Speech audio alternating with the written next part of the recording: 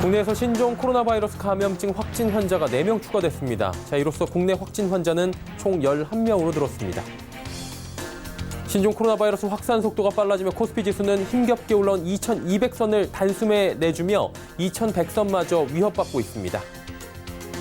작년 12월 생산과 소비, 투자 등 산업활동 주요 지표가 2달 연속 증가했습니다. 다만 대내외 경기 악화로 연간 지표는 부진했습니다. 서울 강남 3구와 경기도 과천의 전세 가격이 2년 새 1억 원 이상 급등했습니다. 센 뉴스 플러스 시작합니다.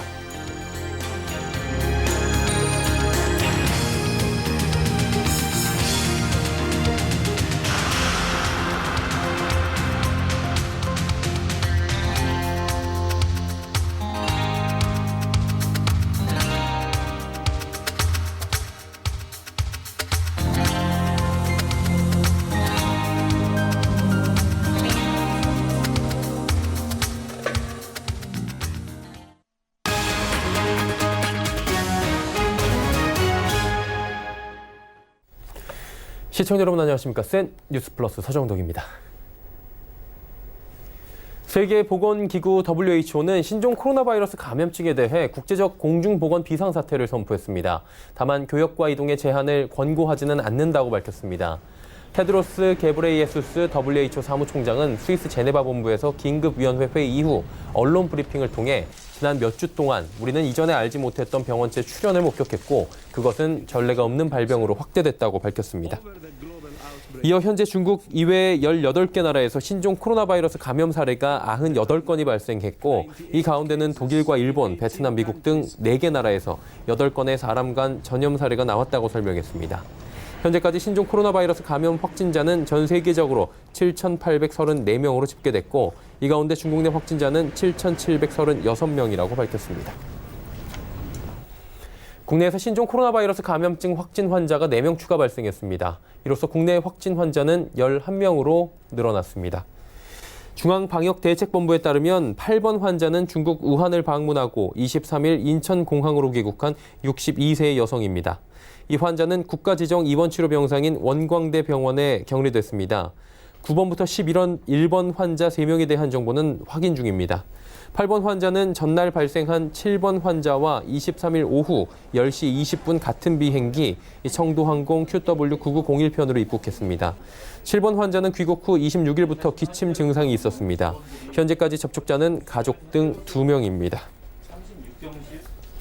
이렇게 신종 코로나 바이러스 확산 속도가 빨라지며 증시 하락 속도도 가팔라지는 모양새입니다.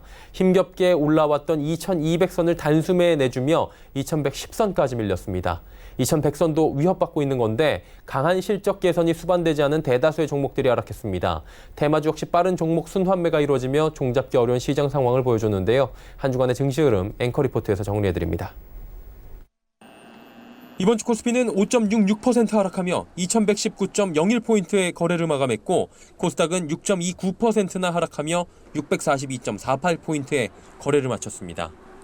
거래소는 개인이 무려 1조 9,805억 원을 매수했지만 기관과 외국인이 9,583억 원, 1조 1,323억 원을 매도하며 시장 하락을 주도했고 코스닥 역시 개인이 4,225억 원을 샀지만 기관과 외국인이 각각 2,154억 원, 1,428억 원을 매도하며 시장 하락을 주도했습니다.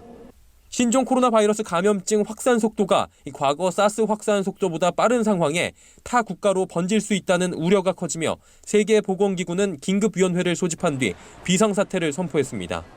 신종 코로나 바이러스가 대부분 중국에서 발생했고 그 밖의 지역에선 1%에 불과하지만 더 확산될 가능성이 있다고 본 건데 교역과 이동의 제한을 권고하지는 않는다고 밝혔습니다. 이에 신종 코로나 바이러스 확산에 따라 관련주들의 움직임이 더 세분화되는 모습을 보였습니다. 오공과 모나리자 등으로 분류되는 마스크 섹터, 서린바이오, 이글벳, 파루 등으로 구분되는 방역 섹터, 수젠텍, PCL 등의 검사 키트 섹터, 진양제약과 동구바이오제약, 고려제약 등의 백신 섹터 등으로 세분화되며 이 안에서도 순환매가 빠르게 이루어지는 모습이었습니다. 현지 시간으로 29일 테슬라는 4분기 어닝 서프라이즈를 발표했습니다. 이에 국내 관련주들의 상승이 이어졌는데 특히 센트럴모텍의 주가 상승률은 26%에 달했습니다.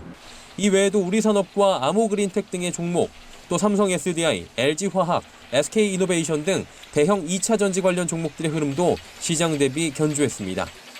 다음 주 역시 신종 코로나 바이러스가 관건입니다.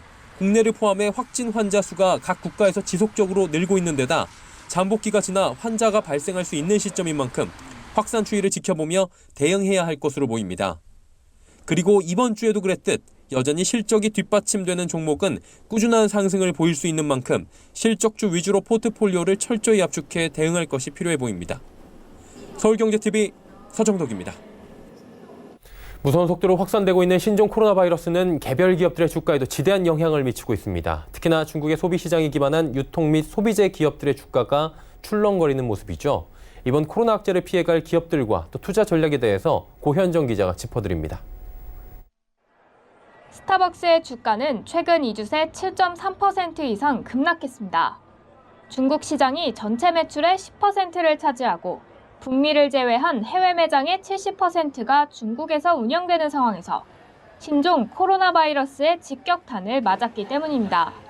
전년 대비해가지고 이제 올해 같은 경우 이제 영업이 수준이 이제 10% 정도는 내려갈 여지가 있다. 약간 그렇게 좀 봐주시면 될 것 같습니다. 지금 현재 이제 우한 폐렴 사태 때문에 좀 영향을 받는 거기 때문에.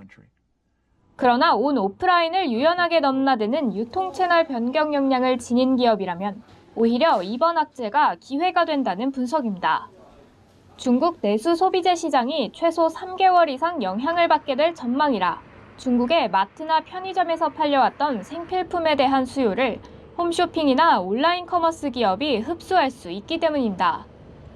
유통은 과거 메르스 때도 제일 오래 걸렸어요, 회복이. 컨텐츠 사업자가 더 좋긴 하다, 플랫폼 사업자보다는. 예를 들면은 면세점보다는 그 면세점에 물건을 파는 뭐 F&F나 신세계 인터내셔널이 조금 더 안전할 수 있다. 왜냐면 걔네는 면세점 아니라도 온라인 이런 데서 많이 팔 수 있으니까. 이에 전문가들은 개별 관광객보다는 대형 따이공의 매출 비중이 큰 기업이 오프라인보다는 온라인 중심 기업들이 상대적인 수혜를 볼 것으로 내다봤습니다. 다만 중장기적으로는 중국의 위안화 강세 흐름이 예상되는 만큼 카지노와 엔터테인먼트, 면세점, 패션, 뷰티 등 중국 소비재 전반의 우량주 저점 매수 기회로도 활용할 것을 조언했습니다. 한편 미국 시장에 대해서는 작년 하반기부터 경제 성장 활력이 둔화되는 부분이 있다며 미국 경제 제도약의 바탕이 될 혁신성 높은 대표 기업에 집중할 것을 제안했습니다.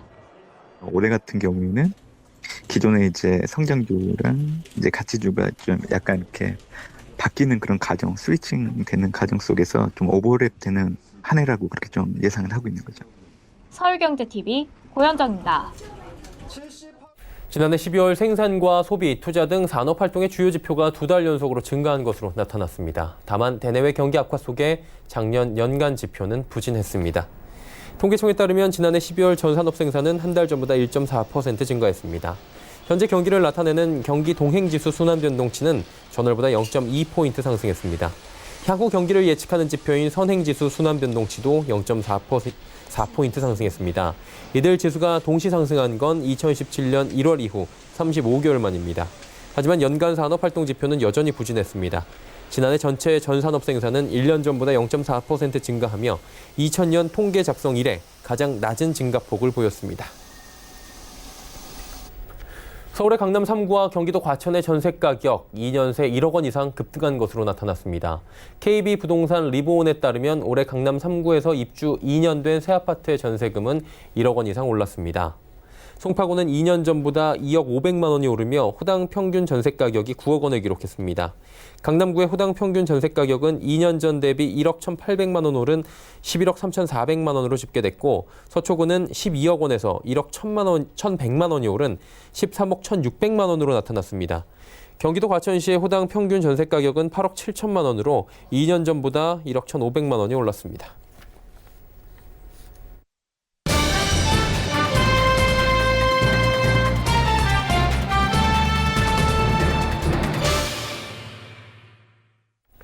대규모 원금 손실을 낸 해외 금리 연계 파생 결합 펀드 즉 DLF 사태를 두고 금융감독원의 마지막 제재심의위원회가 어제 마무리가 됐습니다.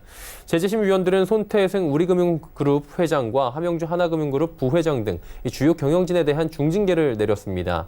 은행 지배구조와 맞물리며 파장이 좀 클 것으로 관측되고 있는데요. 구체적으로 어떤 영향이 있을지 금융팀의 유민호 기자와 이야기 나눠보도록 하겠습니다. 어서 오세요. 안녕하세요.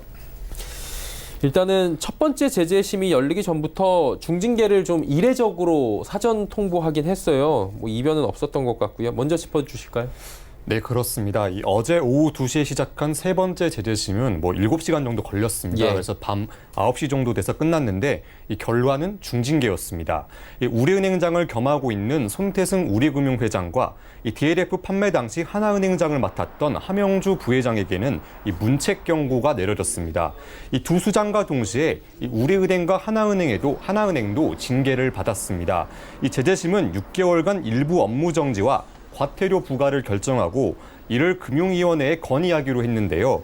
이 두 회장 모두 직접 제재심에 출석을 해서 이 반론을 펼쳤지만 징계를 막을 수는 없었습니다. 예, 이게 세 차례가 열린 거죠. 그리고 한 번 열릴 때마다 조금 전에 어제도 9시까지 7시간이 펼쳐졌다 뭐 이렇게 얘기가 나왔습니다. 그만큼 팽팽하게 맞선 걸로 알고 있는데 그럼에도 불구하고 금감원이 중징계를 결정한 배경이 있을 것 같아요. 네, 아무래도 금감원이 내세운 핵심은 이 DLF를 판매해서 사회적 문제로 번진 책임이 이 CEO들에게도 있다고 본 겁니다. 예. 이 은행 창구에서 상품을 판매하는 직원들 탓으로 이것들을 좀 돌리기보다는 예. 이 은행 내부 통제 시스템이 제대로 작동하지 않은 것이 이번 DLF 사태를 낳았다고 판단한 겁니다. 이 금감원이 지속해서 이 소비자 보호를 거듭 강조해온 만큼 예. 이 민간 위원들로 꾸려진 제재심 위원들도 이를 반영했다는 분석이 지금 나오고 있습니다. 네. 제재심은 지금 의결을 하는 상태로 알려지고 있고요. 그렇다면 징계 효력이 바로 나타나는 건지 향후 절차를 좀 말씀해 주실까요? 네, 말씀드린 것처럼 곧바로 효력이 발생하는 건 아닙니다. 예. 이 우선 공은 이 윤석헌 금감원장에게 넘어간 것 같습니다. 이 임원 징계는 이 금감원장 전결로 이게 좀 확정할 수 있는 그런 사안인데 이 앞서 윤 원장은 기자들을 만난 자리에서 이 제재심 결과를 존중하겠다는 입장을 거듭 밝힌 바 있습니다. 예. 이 손태승 회장, 이 함영주 부회장에 대한 중징계는 이렇게 보시면 좀 확정적인 상황이다. 좀 그렇게 읽을 수가 있는데 예. 이 오늘 윤 원장은 또 출근길에 좀 가급적 빨리 결정하겠다 이런 식으로 좀 기자들한테 밝혔습니다. 예. 이 은행, 즉 기관에 대한 징계는 절차가 좀 더 남아 있습니다. 이 기관 제재는 금융위원회 증권선물위원회와 이 전체 회의를 거쳐서 확정이 되는데 예. 이 먼저 증선위가 과태료를 얼마 부과할지 결정을 내리고 금융위 전체 회의에서 마지막으로 의결을 해야 됩니다. 통상적으로 모든 징계 절차를 밟고 나서 이 관련 내용이 은행에 통지되기 때문에 이 CEO 중징계 효력도 이때 발생할 것으로 보입니다. 이 금융위는 오늘 일정을 단정하기는 어려우나 이르면 3월 초에 절차가 마무리될 것 같다 이렇게 말했습니다. 예. 이게 큰 징계가 내려진 거고요. 비교적. 그리고 이게 벌 받고 끝나는 게 아니라 CEO들의 향후 거취에도 영향을 준다. 저희가 여러 번 보도를 해드린 바가 있습니다. 연임을 도전하고 있어요. 손태승 회장한테는. 지금 굉장히 또 걸림돌로 작용할 것 같은데 어떤 영향을 주게 됩니까? 네, 말 그대로 손 회장한테는 말 그대로 직격탄을 맞았다고 볼 수 있습니다. 이 우선 금감원이 금융사 임원에게 내릴 수 있는 제재 단계와 그 내용을 좀 더 살펴보겠습니다. 예. 이번 징계는 문책 경고입니다. 이 화면에 나가는 것처럼 이 세 번째로 무거운 징계라고 좀 볼 수 있는데 이 남은 임기까지 손 회장은 이 현직을 유지할 수 있지만 앞으로 3년 동안 그 금융회사에 취업할 수 없게 된 겁니다. 지난해 말 우리금융 임원추천 후보위원회는 손태승 회장 연임을 일찌감치 결정하고 3월 달에 좀 주주총회를 남겨놓고 있는 그런 상황이었는데 네. 이 앞서 말한 것처럼 이 금융위원회가 이 증선위와 전체 회의를 다음 달 2월 중에 연달아 열고 3월 초에 결정한다면 이 손 회장과 우리은행에 대한 징계를 확정 짓고 이러면 또 금융사 취업이 3년간 막히기 때문에 그 연임 가도에도 곧바로 제동이 들어간다고 볼 수 있습니다. 그러면 금융위에서 어느 정도로 빨리 결정을 하느냐에 따라서 이 부분도 굉장히 또 여러 가지 변수가 생길 수도 있겠다. 그 부분도 나중에 취재를 해서 좀 짚어주시고요. 하나금융 살펴보도록 하겠습니다. 함영주 부회장인데 이분 거취도 지금 관심이잖아요. 네, 부회장이지만 이 함영주 부회장에 대한 징계가 확정되면 이 하나금융 후계 구도도 좀 크게 흔들릴 것 예. 같다. 이런 평가가 나옵니다. 이 세 번 연임에 성공한 김정태 회장의 임기가 이 내년 이렇게 좀 끝나는데 이 은행장에서 승진한 한 부회장은 이 유력한 차기 회장 후보로 지금 꼽혀오고 있는 그런 상황입니다. 앞서 말한 것처럼 이 회장 도전의 꿈이 이번 징계로 물거품으로 돌아갈 수 있다. 그런 상황이 나오고 있습니다. 예. 한 부회장이나 손태승 회장이나 지금 굉장히 좀 마음이 급할 것 같다 이런 생각도 개인적으로 들고요. 어쨌든 간에 후계 판도에 굉장히 큰 영향을 주는 건데 은행들은 반응이 좀 어떻습니까? 나온 게 있나요? 네, 일단 묵묵부답 이렇게 좀 일관하고 있습니다. 예. 뭐 양쪽 다 뭐 전부 별다른 입장을 좀 밝히진 않았는데 예. 이 재재심 결과도 어제 밤늦게 10시가 돼서 9시가 돼서 나온 만큼 오늘은 대책회의를 열고 향후 대응 방안을 논의하겠다 이런 입장입니다. 이 파급력이 크고 이례적인 중징계가 내려졌기 때문에 이 곧바로 금융당국과 각을 세우면서 치고 나가는 것보다는 이게 좀 부담이 되니까 좀 한숨 고르고 가자 약간 그런 분위기가 좀 읽히고 있습니다. 예. 근데 이게 두 가지로 큰 틀로 볼 수 있을 것 같아요. 순순히 지금 금융위의 제재를 받고 CEO의 후계 구도나 여러 가지 다 포기하고 받아들이는 경우가 있을 것 같고요. 크게 한 축으로 보면 그 반대의 가능성도 충분히 나올 수 있는 부분이잖아요. 네, 그렇습니다. 이번 조치에 대해 뭐 행정소송이라든가 뭐 가처분 신청, 그렇죠. 금지 신청 이게 좀 법적 대응에 나서면 일단 손 회장이나 함영주 부회장도 이 자리를 좀 일단은 지킬 수가 있습니다. 이 우리은행은 3월 주주총회 이전에 이 소송을 제기해서 이 금감원과 법적 다툼에 들어가면 이 소송이 좀 마무리될 때까지 이 징계 효력이 발휘되지 않기 때문에 이 손 회장의 연임이 가능하게 되는 상황입니다. 일단 하나은행은 좀 들어봤는데 이 소송 가능성 열어두지 않고 있다 좀 이렇게 좀 전해지고 있고요. 예. 하지만 업계에서는 좀 법적 다툼 소송에 들어가더라도 이 DLF 사태로 여론이 너무 안 좋습니다. 그리고 또 여기에 또 금융당국과 맞서면서까지 이 회장직을 지킬 수 있냐 이것에 대해서는 좀 회의적인 반응이 나오고 있다. 좀 그렇게 좀 종합하고 있습니다. 예. 만약 회장직을 좀 이어가더라도 이 리더십에 큰 손상이 간 상황이라서 좀 향후 대응 방안은 좀 지켜보자 좀 이런 분위기입니다. 그러니까 결론적으로 소송을 할 수도 있겠지만 굳이 금융당국과 맞서면서까지 그리고 여론까지 등지면서까지 할 확률이 그렇게 높진 않아 보인다 이런 측면도 있다는 거잖아요. 그리고 오늘이 우리은행장 최종 후보가 결정되기로 한 날인데 이 부분은 어떻게 됐습니까? 네, 곧바로 이 지금 징계가 좀 영향을 줬습니다. 예. 이 차기 우리은행장 후보 확정을 위한 그룹 임원 추천 후보위원회가 오늘 예정돼 있었는데 이 우리은행은 오늘 오후에 보도자료를 내고 이 은행장 추천 일정을 다시 논의하겠다고 밝혔습니다. 일단 이유는 이 새로운 여건 변화 좀 이렇게 밝혔는데 이번 중징계 확정으로 이 모든 중단이 스톱된 걸로 보입니다. 네. 이 후보로는 김정기 우리은행 영업지원부문장, 이동현 우리 FIS 대표, 권강석 새마을금고중앙회 신용공제 대표 등 이 3명이 올라 있는 그런 상황인데 이 업계에서는 이 손 회장의 연임 여부가 판가름 나야지만 이 은행장 선임에 나설 수 있을 것으로 좀 바라봤습니다. 예, 알겠습니다. 지난해 금융권을 뒤흔들었던 DLF 사태 아직도 끝난 부분이 아닌 거죠. 올해도 소비자 보상 지배구조 문제로 쉽게 매듭지어지진 않을 것으로 보입니다. 유민호 기자와 함께했습니다. 고맙습니다. 감사합니다.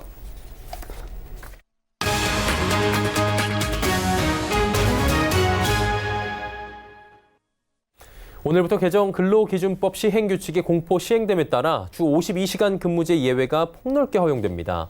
이 개정안에 따르면 통상적이지 않을 정도로 업무량이 급증하고 또 이를 처리하지 않을 경우 사업에 중대한 지장이나 손해가 있을 때 연장 근로를 할 수 있도록 했습니다. 또 고용노동부 장관이 국가 경쟁력 강화 등을 위해 필요하다고 인정하는 연구개발이나 인명보호, 안전 확보를 위한 긴급한 조치가 필요한 경우에도 연장 근로가 가능해집니다. 고용노동부는 특별 연장 근로 시간은 원칙적으로 일주 12시간을 초과하지 않는 범위 안에서 인가한다는 방침입니다. 또 예외적으로 12시간을 넘는 경우에도 그 기간이 2주를 넘지 않도록 운영할 것이라고 설명했습니다. 남편에게 미공개 정보를 듣고 주식을 미리 팔아 손실을 피한 개인 투자자가 시장 질서 교란 행위로 적발됐습니다. 금융위원회 증권선물위원회에 따르면 한 주식 투자자는 지난 2017년 남편으로부터 한 상장 회사의 유상증자 결정에 관한 미공개 정보를 듣고 이 회사 주식 6만 주를 미리 팔아 4,500만 원의 손실을 피했습니다. 증선인은 이 투자자에게 시장 질서 교란 행위를 했다고 판단해 과징금 5,600만 원을 부과했습니다. 자본시장법은 미공개 중요 정보인 것을 알면서도 이를 전달받은 경우 금융투자상품 매매에 이용해서는 안 된다고 규정하고 있습니다.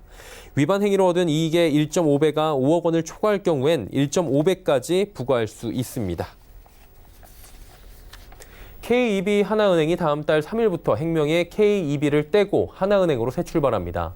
외환은행과 합병 출발한 이후 약 5년 만입니다. 행명의 변경 이유는 하나금융투자, 하나카드, 하나캐피탈 등 다른 계열사와 이름을 통일하기 위해서입니다. 또 KB국민은행의 KB와 헷갈린다는 고객들이 많다는 점도 행명 변경의 배경 중 하나로 알려집니다.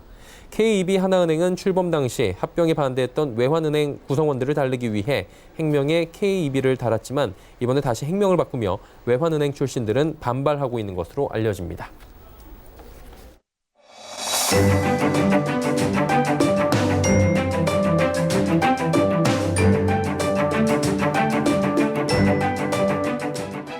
안녕하세요. K웨더 라이프스타일 예보 고강용입니다. 1월도 어느덧 하루도 채 남지 않았습니다. 특히 최근에는 겨울이 맞나 싶을 정도로 온화한 날씨가 계속됐는데요. 2월의 첫날인 내일은 전국이 아침에 영하권으로 떨어지며 다시 추위가 찾아오겠습니다. 내일 아침 기온 살펴보면 서울과 광주가 영하 2도, 대전은 영하 3도 보이겠는데요. 오늘보다 4도에서 5도가량 낮은 기온 보이겠으니 추위 대비 철저히 하셔야겠습니다. 한낮에는 서울이 7도, 광주가 9도까지 오르며 오늘과 비슷한 포근한 날씨 보이겠습니다. 한편 요즘 신종 코로나 바이러스로 인해 외출 시 마스크 착용이 필수화돼가고 있는데요. 내일은 미세먼지용 마스크로 지참해 주셔야겠습니다. 오늘 오전 동안 곳곳으로 탁했던 공기는 오후에 다시 맑아졌지만 내일은 전국의 초미세먼지 농도가 오전에 한때 나쁨 단계로 시작해 오후에 나쁨 수준까지 오르겠습니다. 호흡기 관리에 각별히 신경 써주시기 바랍니다. 내일 우리나라는 중국 북부지방에 위치한 고기압의 가장자리에 들며 전국이 대체로 맑겠습니다. 다음은 자세한 지역별 내일 날씨입니다. 중부지방 대체로 맑겠습니다. 아침 기온 수원과 춘천이 영하 4도로 춥겠지만 한낮에는 수원 7도, 청주가 8도까지 오르며 포근하겠습니다. 동해안 지역도 대체로 맑겠습니다. 속초와 울진의 아침 기온 0도로 시작하겠고 낮에는 8도에서 10도 사이의 기온 보이겠습니다. 남부지방 아침 기온 전주 영하 2도, 대구는 영하 1도까지 내려가겠습니다. 한낮에는 부산과 제주가 11도까지 오르며 포근한 날씨 예상됩니다. 동해상에 내려져 있는 풍랑특보는 대부분 내일 오후까지 이어지다 해제될 것으로 보입니다. 바다의 물결은 남해상과 동해상에서 높게 일겠습니다. 다음 주 월요일에는 충남과 전라 서해안 지역에 눈이나 비가 오겠습니다. 또한 다음 주 화요일부터는 기온이 더 내려가 수요일에는 서울의 아침 기온이 영하 9도 보이며 강추위가 찾아올 전망입니다. 날씨였습니다. 건강한 주말 보내시길 바랍니다. 뉴스 마칩니다. 고맙습니다.